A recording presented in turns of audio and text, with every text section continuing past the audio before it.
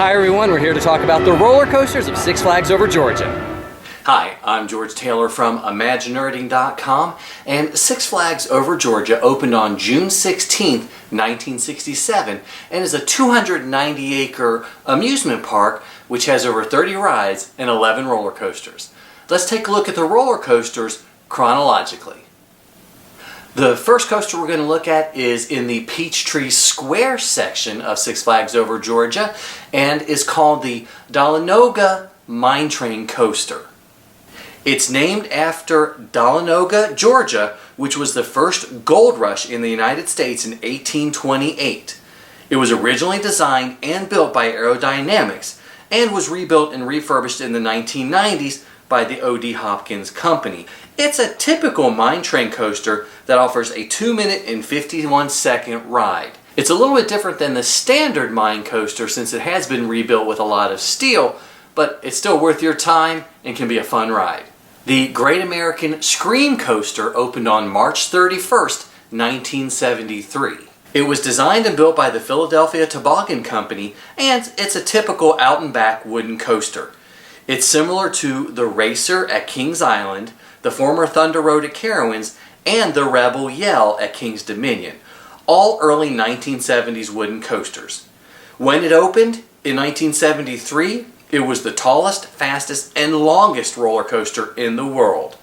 The lift hill reaches 105 feet and has a top speed of 57 miles per hour. To me, it was one of the least painful of all the Philadelphia Toboggan coasters of the 1970s that I've ridden. So it's a great wooden coaster to add to your count. The Mindbender opened on March 31st, 1980 and was built by Anton Schwarzkopf. The Mindbender was promoted as the world's first triple looping coaster. It has a top speed of 50 miles per hour and offers a 2-minute and 33-second ride. It's currently on its third paint scheme, green, to sort of reflect the Gotham City Scream, sort of like the Joker. And it's a fun ride that almost feels like a Wild Mouse coaster. The Georgia Cyclone was the first coaster to be built at Six Flags Over Georgia after the Mindbender in almost 10 years, and it opened in 1990. It's a mirror image of the Coney Island Cyclone. It hits 50 miles per hour, offers a 1-minute and 48-second ride, and has a lift hill of 95 feet. In 2012, about 30% of the track was recovered by Rocky Mountain construction.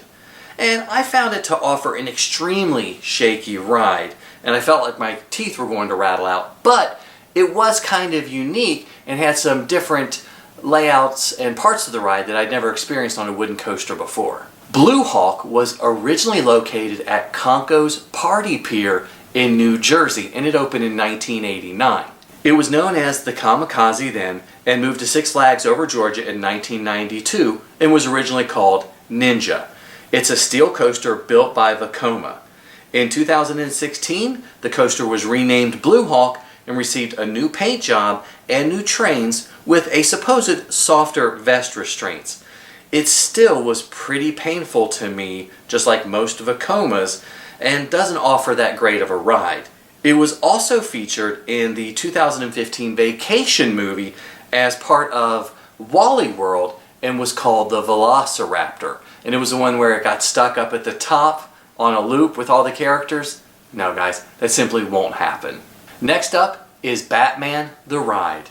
It was opened in 1997 and is the park's first Bolliger and Mabillard coaster, so you know it's going to be pretty special. This is the 5th Batman the Ride coaster to open at different Six Flags parks. The version at Six Flags Great America in Illinois was the world's first inverted coaster. And this is a great inverted coaster and reminds me a lot of Afterburn at Carowinds. In general, Batman the Ride hits 50 miles per hour and offers a 1-minute and 45-second ride. It's a very compact and tight inverted coaster and doesn't have a lot of the force of some of the other inverted coasters that B&M has done, like Alpengeist at Busch Gardens Williamsburg or the Dueling Dragon coasters at Universal. But I still love it. It's a great inverted coaster.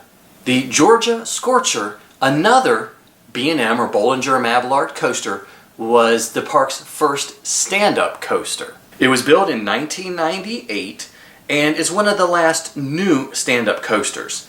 The ride is 1:24 and goes 54 miles per hour. It's not the tallest or the fastest, but it was designed to fit in the limited space. It's still fairly painful like all stand-up coasters, but it's a much better experience than the Vortex at Carowinds.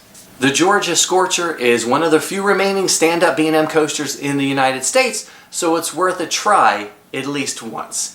Superman Ultimate Flight is a steel flying Bolliger Mabillard coaster that was opened in 1992. It's also been installed at Six Flags Great Adventure and Six Flags Great America. You load into the seats in a standard way and you're raised into the flying position.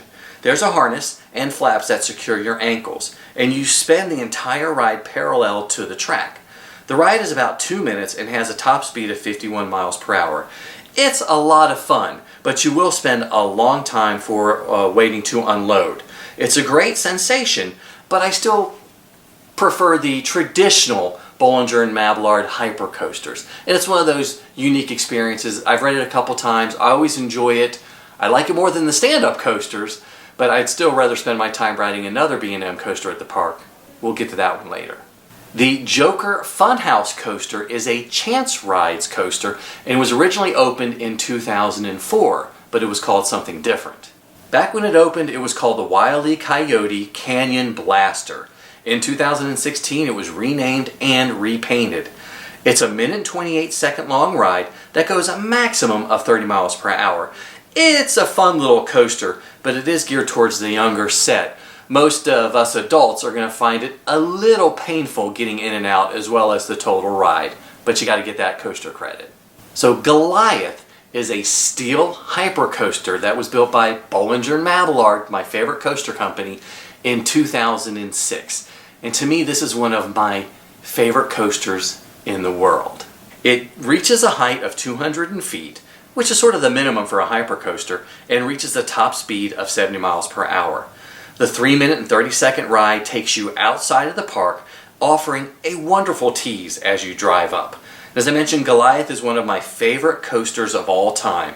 It isn't the tallest or the fastest, but it does offer a lot of airtime, which is one of the things that I love in coasters. Also, it represents everything that I like in a coaster without being too overbearing. It's not going to make you feel like you're going to get sick or you're going to fly out. Well, it does with the airtime, you're going to fly out.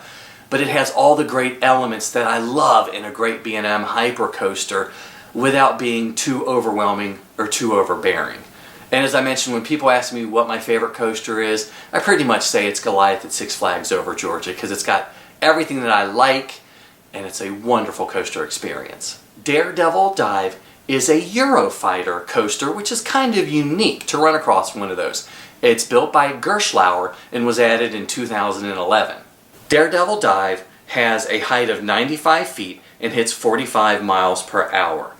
It's a unique ride for a few reasons. The lift hill is vertical, which can be pretty scary, and the ride is almost completely silent, which is really something to behold. It's extremely smooth and very satisfying despite the extremely slow load and short ride. For the 2016 season, it hosted a VR element using the Samsung Gear. Now, I had a chance to ride a VR coaster at the 2015 IAAPA conference using at FunSpot, and I loved it. Unfortunately, I didn't get to experience the VR coaster on Daredevil Dive, but I didn't hear great things about it. It's a wonderful experience because even though it's very short, it's just smooth, and there's a lot of inversions and a lot of details of the coaster that I love. It just needs a quicker load and unload time. That's all I'm going to say about that coaster. But it's something, if you can get past that first lift hill, is an incredible ride. So thanks for joining me on my look at the 11 roller coasters at Six Flags Over Georgia.